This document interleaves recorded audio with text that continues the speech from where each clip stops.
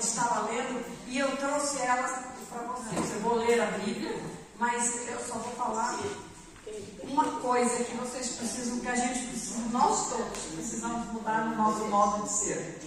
E eu queria que vocês levassem para o ano de 2023 isso. Mas é muito bom ter cada um e receber já tudo que eu já recebi hoje aqui. Muito obrigada pelas boas palavras que me falaram. Muito obrigada, Deus os abençoe. Nós vamos abrir no profeta Abacuque. E a gente conhece bem esse texto que Abacuque fala. E eu tinha preparado uma mensagem de Natal, dessas que falam do ano que vem. Mas Deus falou, não quer nada disso. Então eu peguei o que Deus quis. Então é Abacuque 3, 17, 18 e 19. Diz assim: ainda que a figueira não floresça e não haja frutos na videira, ainda que a colheita de azeitonas não dê em nada e os campos fiquem vazios e improdutivos, ainda que os rebanhos morram nos campos e os currais fiquem vazios, e mesmo assim me alegrarei no Senhor, exultarei no Deus da minha salvação. O Senhor soberano é a minha força. Amém. Sabe, ele disse, na versão antiga diz, ainda que a figueira não floresça, né? Mas aqui diz também, ó, ainda que a figueira não floresça. Então, o que eu trouxe da Nancy para vocês foi o seguinte: em vez da gente falar, se Deus quiser, eu vou em tal lugar, se Deus quiser, o ano de 2023 vai ser muito bom, mas Deus não quer que nós falemos assim. Deus quer que a gente fale o seguinte: olha, ainda que o ano de 2023 não seja tão bom como a gente esperava que 2022 fosse, e não foi também tão bom. A gente teve, na nossa casa, tivemos muitos problemas durante o ano de 2022. Ainda que venha um ano cheio de problemas, ainda exultarei no Deus da minha salvação. Ainda vou glorificá-lo e ainda vou agradecer porque Ele está comigo. Porque Ele, Jesus, Ele é Jeová Nissi. E a palavra Jeová Nissi diz que Ele é a nossa bandeira. Ele vai à frente, e quando Ele vai à frente, Ele vai dizer: olha, quem vem atrás é meu. Amém. Então nós somos dele e Ele cuida de nós. Amém. Então vamos entrar no ano de 2023 pensando o quê? Pensando que Deus está conosco, cuidando de nós, como sempre cuidou, e nunca vai largar das nossas mãos. Então, a todos vocês pensem nisso quando estiver entrando o ano de 2023. Que Deus nos abençoe. Amém. Vamos orar. Senhor, muito obrigada por essa noite. Muito obrigada pelo dia 16. Hoje a minha neta, uma das minhas netas, a Helena, está se formando. E eu optei por estar aqui com vocês e dei um belo presente para ela, de formatura, para ela não ficar triste. Mas eu agradeço ao Senhor por poder estar aqui com os meus irmãos queridos. Eu tenho muitas saudades no meu coração dos nossos encontros. Nós tivemos um período assim que não foi bom. Nós vivemos tempos difíceis e trabalhosos. Não é fácil viver o tempo que nós estamos vivendo. Então, eu agradeço ao Senhor porque o Senhor está conosco, está com cada um deles. Todos estão aqui, estão mostrando que viveram esse tempo e que venceram e que vão continuar vencendo porque somos teus.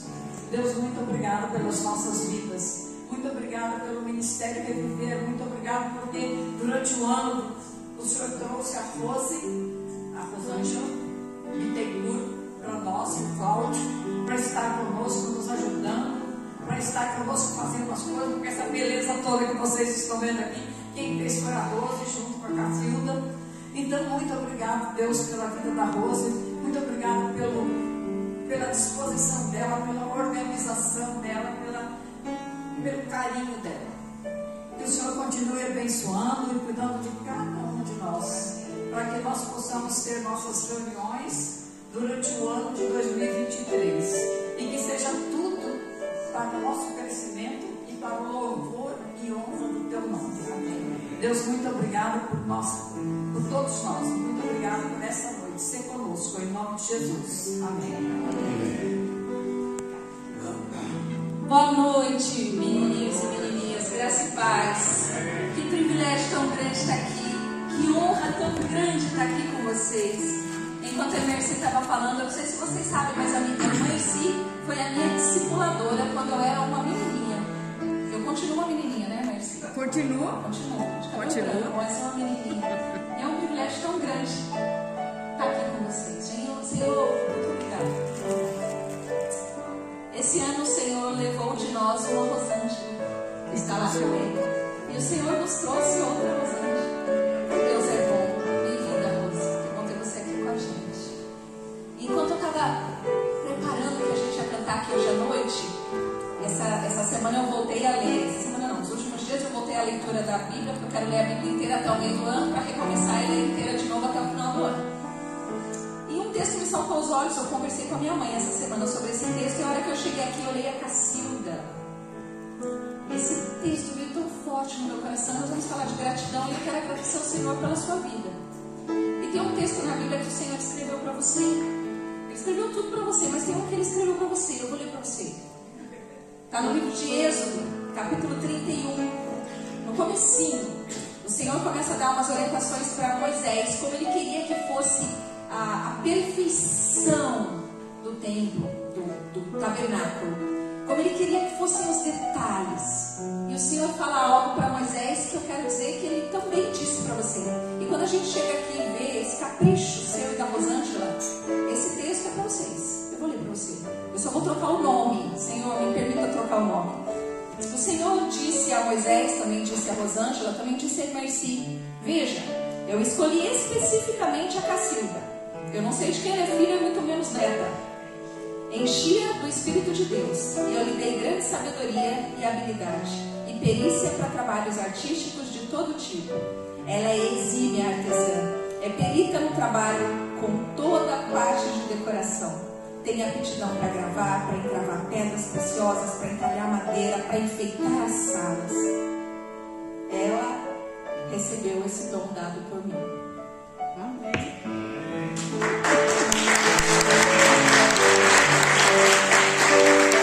Nós vamos sentir esse lugar de gratidão. Vocês podem ficar em pé? Eu sei que é um pouco desconfortável, mas vamos lá. Pastor, o senhor é meu ajudante, pastor. Vamos bater palmas.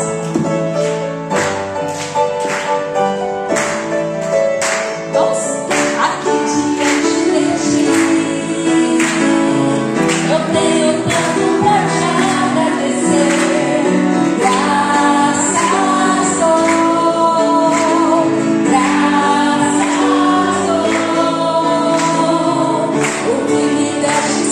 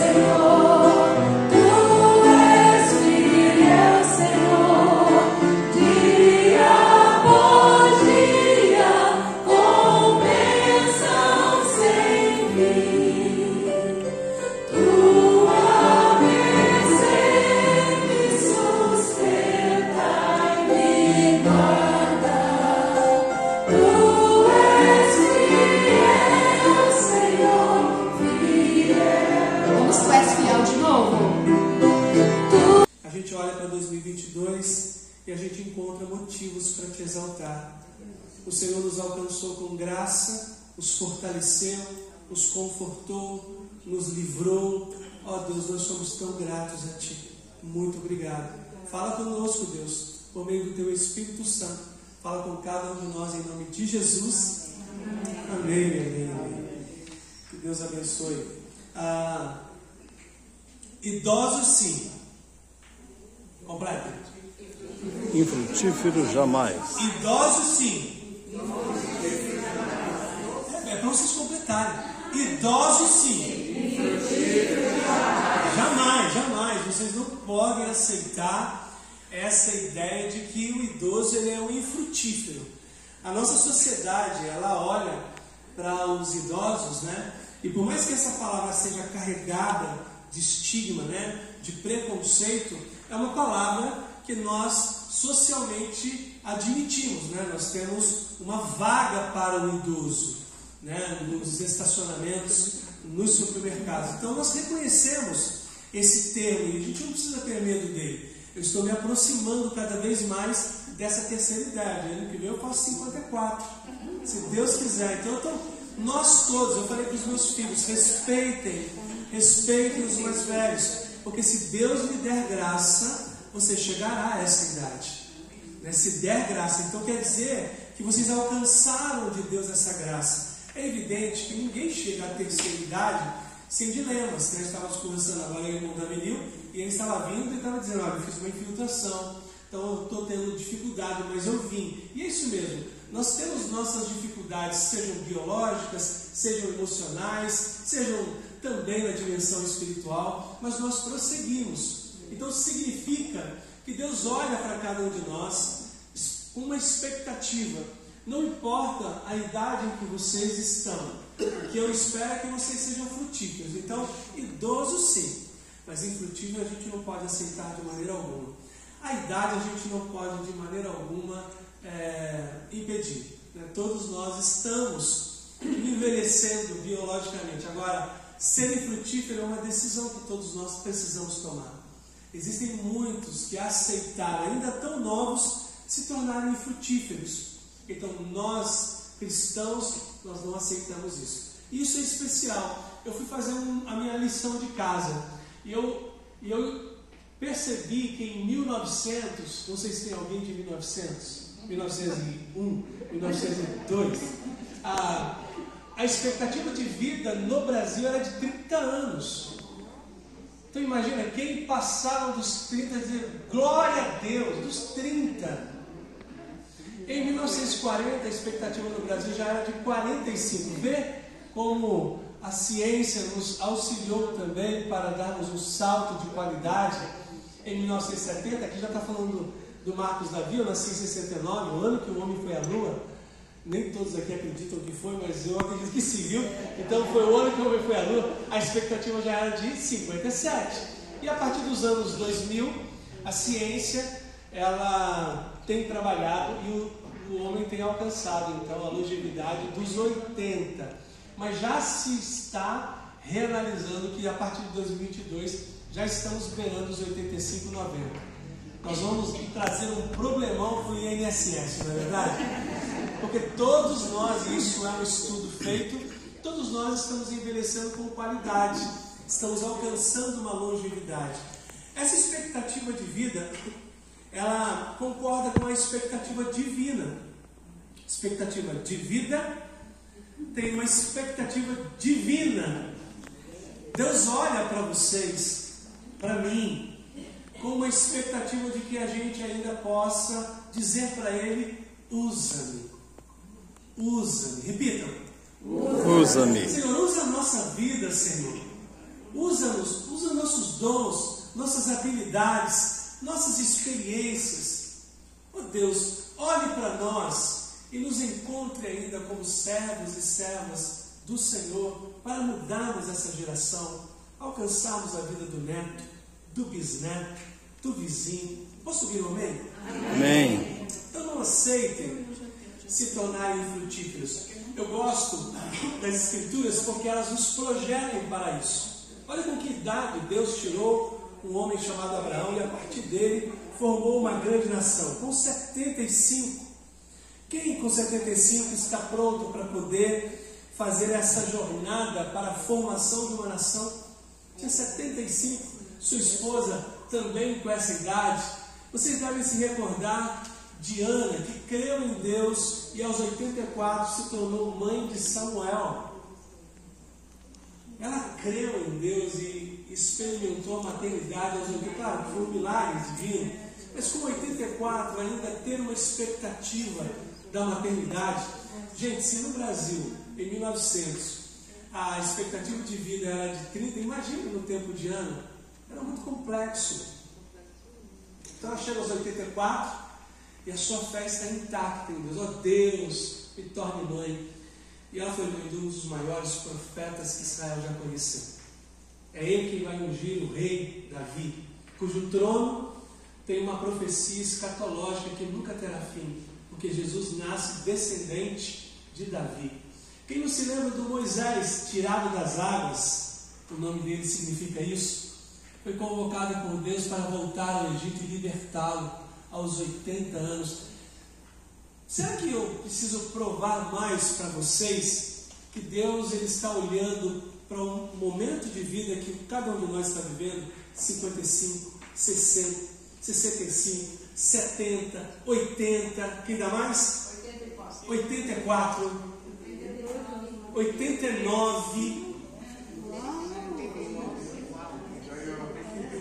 Ganhou, pronto. Irmã Levina, 8-4 ali, irmã Levina.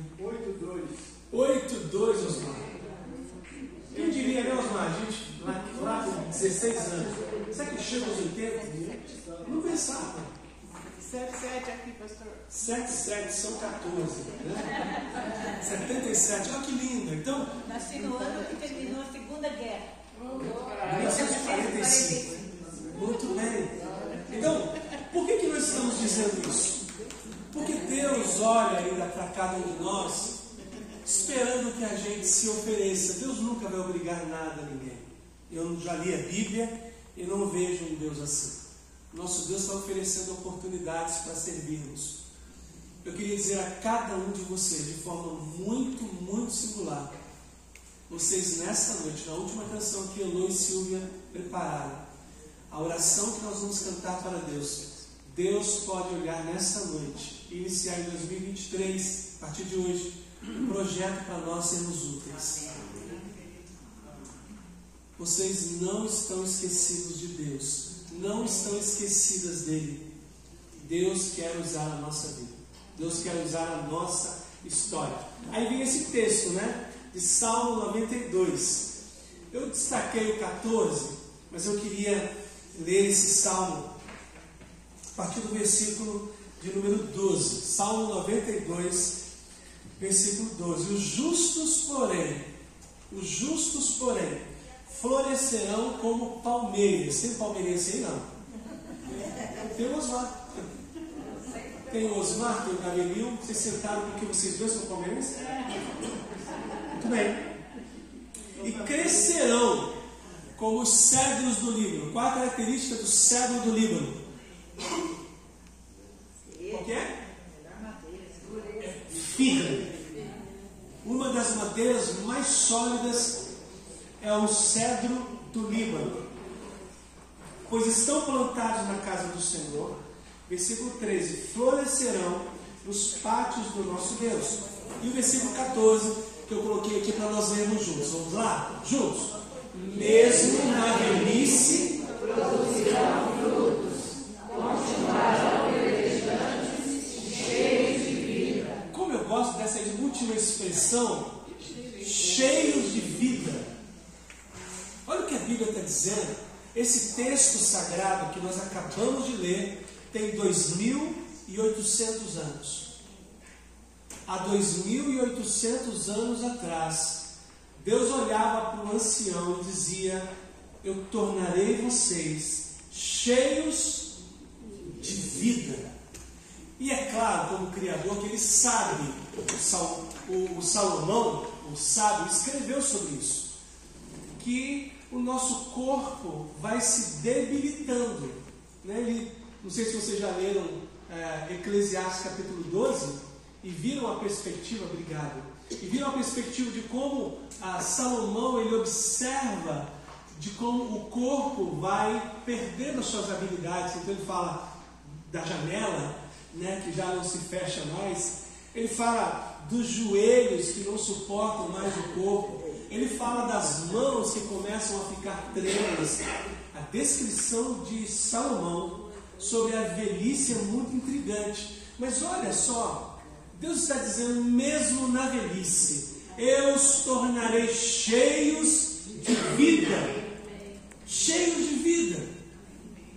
Então nós podemos dizer isso para Deus. Deus, eu não queria ser uma pessoa que não demonstrasse estar cheia de vida, cheio de vida. Pastorei uma igreja em que tinha uma senhora, e ela já faleceu, mas ela se chamava Linda Lepnick, uma leta. E eu e a André, porque ela não podia mais ir à igreja, nós levávamos e celebrávamos a ceia com ela. E sempre que nós chegávamos, ela dizia, ai, que bom que vocês dois chegaram. Orem para Deus me levar. Toda oração ela me interrompia. Ela era linda mesmo nesse sentido, né? Eu orava, Deus, abençoe a Maria. Fala para ele me levar. A André ria na hora da oração. E eu deixei o ministério sem a irmã Linda ser levada por Deus. Fiquei sabendo depois, quando estava aqui, que o Senhor a levou. Mas ela era cheia de vida. Ela ensinava tudo para suas netas, para a vizinhança. E eu achava aquilo tão sensacional. Então pense nisso. Pensem que Deus pode fazer com que vocês, cada um de nós, nos tornemos à luz, mesmo das circunstâncias adversas, cheios de vida. Aí eu fiquei pensando, de que frutos o salmista está falando? Será frutífero? De que frutos a Bíblia está falando? Eu separei dois primeiro. O primeiro é a sabedoria, porque na Bíblia, sabedoria ela é uma construção. Ninguém nasce sábio. A gente se torna sábio. A gente pode nascer inteligente, mas ninguém nasce sábio. A sabedoria é fruto da experiência. A sabedoria é a habilidade. Eu estudei filosofia, então Sócrates dizia, o filósofo grego, que a sabedoria é a capacidade de responder às perguntas. É a capacidade de se silenciar quando se tem muito a dizer. Eu gostava dessa definição, gosto ainda de Sócrates, porque nós admitimos que ao longo da nossa vida, nossa jornada, a gente sabe que se colocar a mão no forno queima. A gente sabe que se confiar demais cegamente se frustra. A gente sabe por que caminhos nossos netos e filhos não deveriam percorrer, porque a gente percorreu. A gente viu que não vai dar muito bem. Os jovens dizem, deu ruim.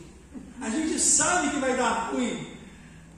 Então, sabedoria, esse é um fruto. Na velhice, nós temos a sabedoria para oferecer à juventude. Quantas cabeçadas eles nos dão? Ah, pastor, mas eles não nos ouvem. É verdade, mas nem por isso a gente deve deixar de oferecer aquilo que Deus derramou durante a existência. Gente, deixem os outros terem acesso. O irmão Davi escreveu um livro biográfico. Isso, deem acesso aos netos e bisnetos às experiências que vocês viveram, as dificuldades que enfrentaram. Conta, chama alguém para o lado e diz assim, queria te contar quem eu era aos 14, aos 20, quando eu me casei. Eu nasci quando a Segunda Guerra Mundial terminou. O que significa isso naquele tempo? O que era enfrentar os tempos difíceis na política brasileira? Contem. A gente se reserva tanto. A gente não dá acesso. Somos uma biblioteca. Deem acesso. A biblioteca muitas vezes está fechada. As pessoas vão e ela está fechada. Não se compartilhem. Compartilhem. Arrisquem. Então, um dos frutos que a Bíblia está dizendo em Salmo 90 é essa sabedoria que reside na cabeça branca, nas canas que a Bíblia chama, né? Os cabelos brancos têm experiência. Eu tenho 3 filhos, os gêmeos alcançaram agora 19, e o meu caçula, Davi, faz 18 dia 27. Reunidos agora essa semana na mesa, eu fui compartilhar com eles sobre a minha experiência dos 19. E foi tão gostoso contar para eles de quando eu estava no tiro de guerra. A André aproveitou e contou para eles também como era ter 17 anos, há muito tempo atrás. E foi gostoso vê-los ouvindo. Filhos, não era fácil. Os 2 deles estão trabalhando. Eu estava explicando como era consumista. Eu falei, filho, eu era muito consumista. Queria tanto que alguém tivesse me dito, guarde, reserve. O dinheiro vinha, filho, e era como um saco furado. Não sejam como eu fui. E é tão gostoso observar os nossos filhos tentando acertar onde nós erramos. Entendem isso, irmãos e irmãs? Então, essa expectativa divina é para isso. Há um fruto precioso que ele nasceu com o tempo das experiências. Então pensem nessa foto, de vocês não se sentirem resistentes a essa geração tecnológica. Essa geração tecnológica precisa de conselhos. Essa geração que parece que não está nem aí, ela está aí sim. E ela precisa ser também aconselhada como talvez vocês foram quando tinham a idade deles. Pensem nisso, deem acesso, construam oportunidades. Eu vou fazer um bolo e vou chamar os meus vizinhos que são mais novos. Eu vou chamar, por exemplo, olha, estou pensando aqui, por que não em 2023 a terceira idade e a juventude fazerem um evento juntos? Pronto, Rose. Acabei de pensar aqui agora. Já está na agenda. Pronto. Vamos fazer um evento dos jovens e a terceira idade juntos, um encontro assim, ó, de comerem depois uns salgadinhos. Talvez isso vale muito a pena, porque nós somos idosos, mas não infrutíferos, não. Segundo, é o serviço.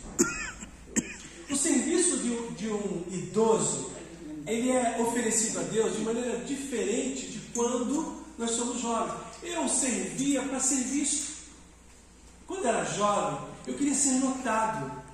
Eu queria que o pastor me visse. Eu queria receber um elogio. Nós chegamos a uma idade que a gente não está mais com elogio. Não é verdade? A gente faz com gratidão. Eu gosto disso porque quando você vê um ancião servindo, ele não está servindo por causa de holofote. Ele não quer aplauso. Aliás, se tem uma coisa que um ancião não gosta, é de ser reconhecido publicamente. Ele gosta sim de ser agradecido, mas ser reconhecido dá vergonha. Parece que roubou a glória que pertence a Deus. Então, o serviço é algo que vocês podem oferecer. Tem tanto para ser feito. Há tantos ministérios. Neste mesmo, há tanto que se pode ainda servir a Deus. Façam isso. Isso é o fruto. O fruto de um serviço que não precisa de holofote. Um serviço que não faz por performance. Que não tem exigências. Eu chego, fiz e tudo bem. Eu me lembro de uma pessoa que recém chegou na igreja, acabou o culto domingo de manhã. Pastor, como é que eu posso servir? Eu falei, não sei. Como é que você quer servir? Eu quero fazer alguma coisa. Aí tinha um irmão do lado e falou assim, olha, lá eu vou precisar de ajuda para poder montar uma sala. Ixi, mas agora não vai dar tempo de montar a sala. Então, tem essas expectativas, né? Eu disse, não tem problema, vai ter algum momento para você servir.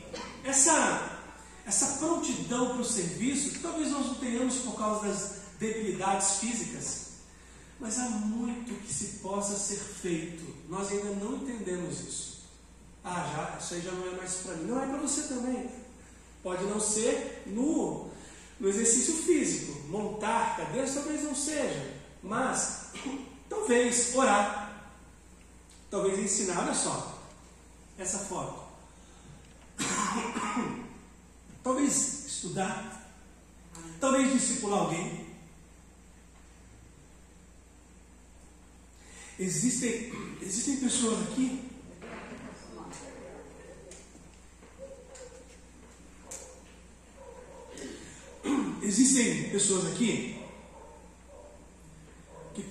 capacidade de ensinar que está na gaveta já há muito tempo.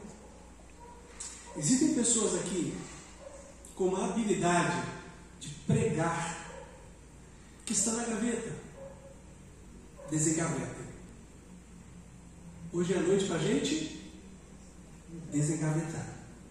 Dizemos a Deus: Senhor, usa. Eu não sei como, Senhor, mas quero te pedir para me usar. Usa-me nas minhas debilidades. Usa-me.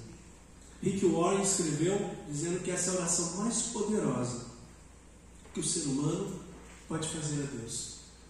Usa-me. Daí, eu fiquei pensando em Davi. Davi escreve um salmo, não sei quantos de vocês já viram esse detalhe. O Salmo 71 é um desabafo de Davi quando ele está perto da sua morte. Ele tem 70 anos, ele vai morrer com 70 anos. Ele escreve esse salmo. Não sei quantos de vocês já colocaram os olhos sobre esse salmo, mas ele é lindo. Ele diz assim, Salmo 71, versículo 5: Só tu, Senhor, és minha esperança. Confio em ti, Senhor, desde a infância. Sim, de ti dependo desde meu nascimento. Cuidas de mim desde o ventre de minha mãe. Sempre te louvarei. Minha vida é exemplo para muitos. Repitam isso. Exemplo para muitos. Porque é verdade. Tem gente observando a sua vida. Tem gente que está sendo influenciado por observar a tua vida. Seus netos, seus bisnetos. Pense nisso. Daí, eu conheci esse homem. Seu Toniquinho. Seu Toniquinho conquistou 500 medalhas durante sua vida. Foi campeão mundial de atletismo no Japão, nos Estados Unidos, na Austrália, em Durban, acho que é Durban, e na África do Sul. Morreu em janeiro desse ano. Esse foi o último troféu que ele ergueu, com 106 anos de idade. O seu Toniquinho, nascido em Sorocaba, sorocabano, ele me ensina que somos nós que determinamos, e isso aqui é forte que eu vou falar, somos nós que determinamos que não somos mais frutíferos. Porque se Davi está certo que eu posso ser exemplo, então eu posso encontrar alguma maneira de refletir esse Deus que enche o outro de vida, que nos torna transbordantes de vida. E aí, gente, a gente pode cantar uma das canções mais preciosas compostas nessa perspectiva, como um farol que brilha à noite, como ponte sobre as águas, como abrigo no deserto. Usa-me. Talvez vocês vieram nessa noite a convite, esperando ouvir uma palavra. Vai ser mais uma palavra para a gente olhar para o ano e... Não, eu estou chamando vocês para olharmos para o ano que vem e dizermos a Deus: Senhor, usa-me mais. Usa-me, Senhor. O Senhor usou Moisés com 80, usou Abraão com 75, usou Esther com 17, usou Daniel com 14. Usa-me, Senhor, também. Vamos cantar isso? Elô, por favor, nos conduza. Vamos ficar em pé.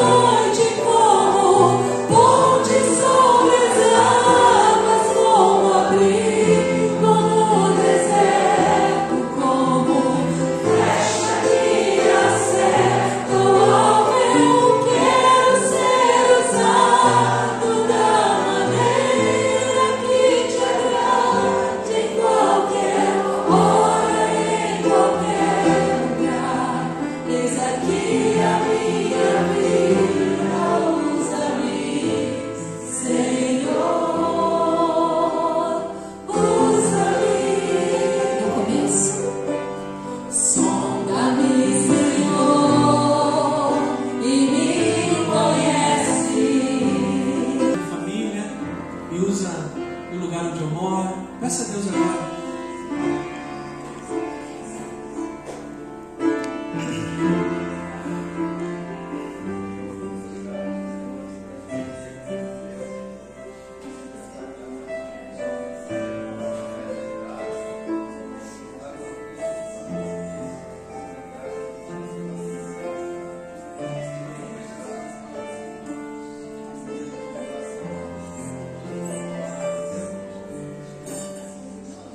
Obrigado, Deus, por teus filhos e filhas que, segundo a tua palavra,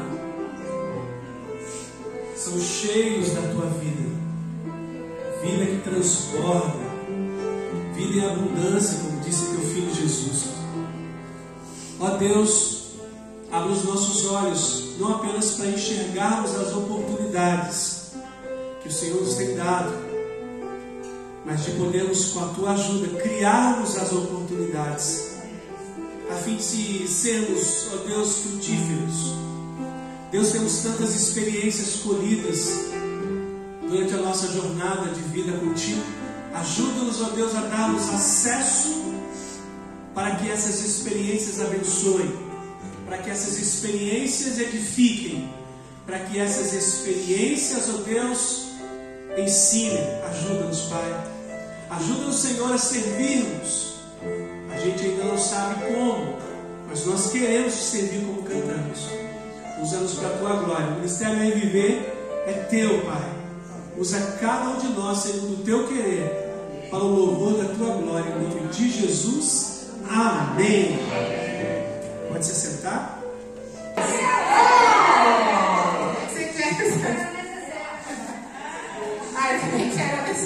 Eu tenho alegria de dizer que há muitos, 33 anos atrás, eu dei o curso de preparação para casamento para eles. Então eu estou aqui toda regozijante de alegria de encontrá-los, tá bom? Então, muito obrigada por terem vindo, Deus os abençoe. Mas todos vocês que vieram, que não estão habituados a vir, muito obrigada. E vocês que estão habituados, são queridos do nosso coração sempre. Muito obrigada também. O Ministério Reviver é um ministério que, mesmo que as pessoas se inscrevam, e se inscreveram muito e não venham, a gente fica feliz com aqueles que vêm. Deus os abençoe, viu? E venham sempre, porque aqui é um lugar aqui é um lugar de alegria, de refrigério, tá? E nós amamos vocês. Queremos ver todos aqui. Obrigada, Elô. E a que dirigiram o louvor. A gente fica contente porque os jovens estão nos ajudando. Os jovens estão nos ajudando. Que coisa boa, né? A gente se muito obrigada. Então, aproveitem a nossa festa, aproveitem que tem para comer.